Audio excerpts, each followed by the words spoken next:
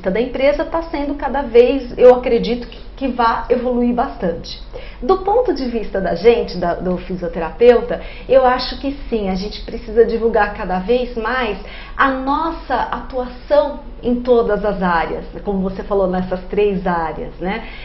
Nessa área da ergonomia, na minha opinião, pode ser um pouco tendenciosa, porque eu sou Mas a ideia é essa, né?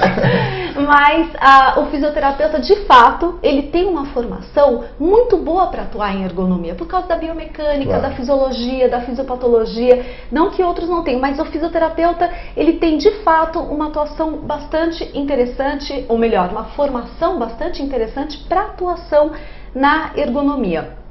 Agora, com relação à pesquisa, o que eu percebo é que as pessoas que se dedicam à área de ergonomia se dividem em 2 grupos. Aqueles que estão na prática, que vão para o chão de fábrica, como você falou, né?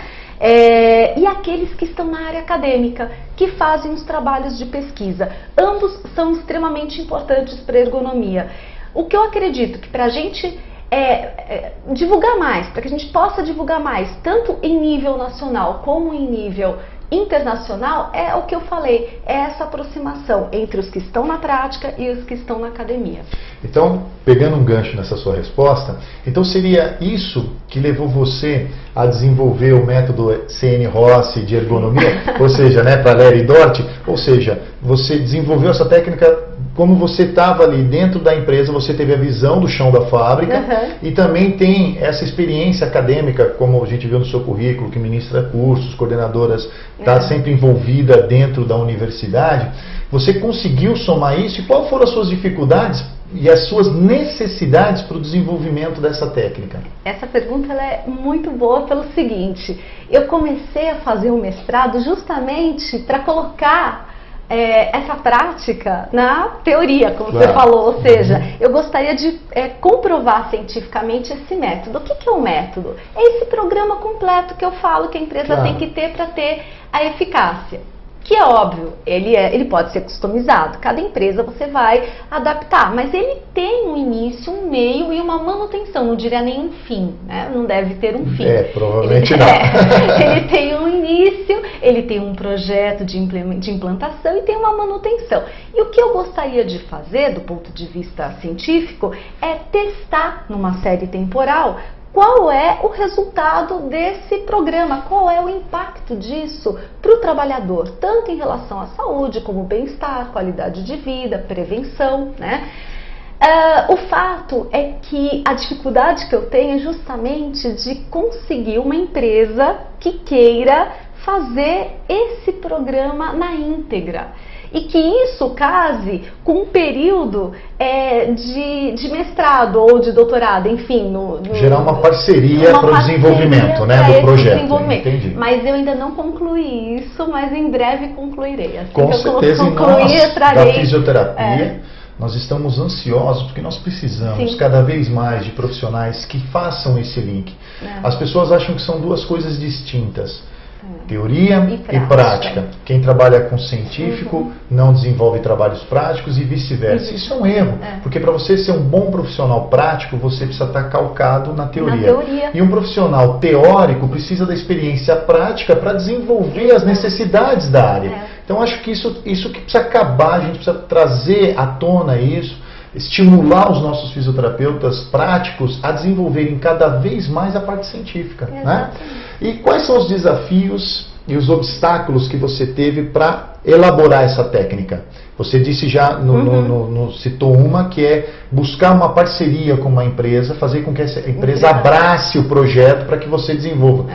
E conciliar isso com o tempo de aula de mestrado é difícil também, Cláudia? Essa é a segunda maior dificuldade, né? Porque o tempo ele é escasso, então você tem o trabalho dentro das empresas, eu tenho a consultoria, eu tenho que estar nessas empresas, fazer o trabalho, fazer um trabalho obviamente, adequado. Claro. Tem os cursos onde eu atuo como professora, como coordenadora, e também tem um projeto científico. Então, coordenar tudo isso, às vezes, é muito complexo. Por isso que eu ainda não consegui concluir. Então, essa é uma dificuldade. Além da parceria, além de eu conseguir uma empresa que faça esse projeto na íntegra, que tenha interesse disso, essa questão de conciliar o tempo. Acho que são as duas maiores dificuldades. Né? Não, o resto é possível.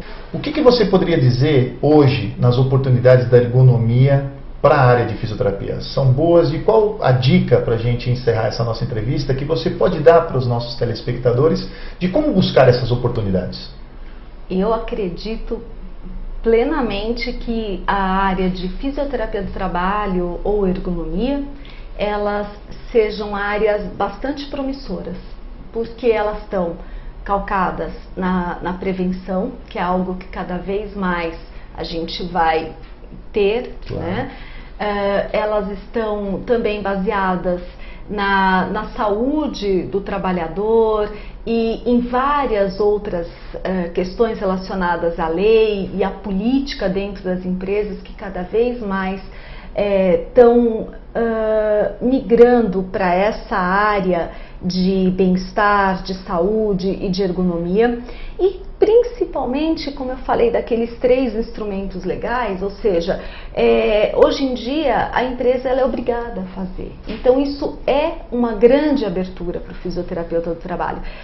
Dentro da associação, a gente tem tentado colocar o fisioterapeuta como parte integrante da equipe de segurança do trabalho, ou seja, existe uma outra norma, que é a NR4, que diz quais são os profissionais que devem estar dentro da empresa. Atualmente é o médico, o enfermeiro do trabalho, o engenheiro de segurança e o técnico de segurança. Dentro disso, nós gostaríamos de incluir o fisioterapeuta. Se isso de fato acontecer, inúmeras portas vão se abrir, né? Então a gente que dá aula em graduação, a gente sabe da ânsia dos formandos, desses alunos que vão para o mercado de trabalho, e além de ser um mercado de trabalho promissor, é muito gratificante, porque o aluno que gosta de cadeias musculares, ele pode fazer um trabalho de cadeia muscular, de escola de postura dentro da empresa. O aluno que gosta de reabilitação, ele pode montar um ambulatório dentro da empresa. E o aluno que gosta de prevenção, ou que tem até mesmo dom para ser um empreendedor, ele pode ter uma consultoria, ele pode montar um projeto, ele pode montar uma equipe. Então eu acredito que a fisioterapia do trabalho e a ergonomia, ela não só é uma área promissora, como ela é uma área que ela pode acolher esses diversos dons, as diversas formações dentro da fisioterapia. Muito bem, Cláudia, eu gostaria imensamente de agradecer a tua presença aqui no FisioTV Entrevista, pelos seus esclarecimentos. Eu acho que é bacana quando a gente traz um profissional, e a gente está tendo uma experiência assim, com vários profissionais diferentes, e uma profissional como você, que trouxe uma experiência diferente dessa vez, que teve o primeiro contato com a área que você atua já no primeiro ano de faculdade. Ou seja, tirar esse paradigma que a gente precisa esperar se formar ou cursar todo o curso para poder ir atrás ou determinar uma área em específico para se trabalhar. Então eu gostaria muito de agradecer a tua presença, estamos sempre à disposição para uma próxima oportunidade. Tá, muito obrigada, Paulo. Muito bem, amigos da FisioTV, mais uma entrevista agradável com informações importantes. É isso que nós nos propomos, trazer profissionais que são referências para trazer informações importantes a vocês. Até o próximo programa. Um abraço.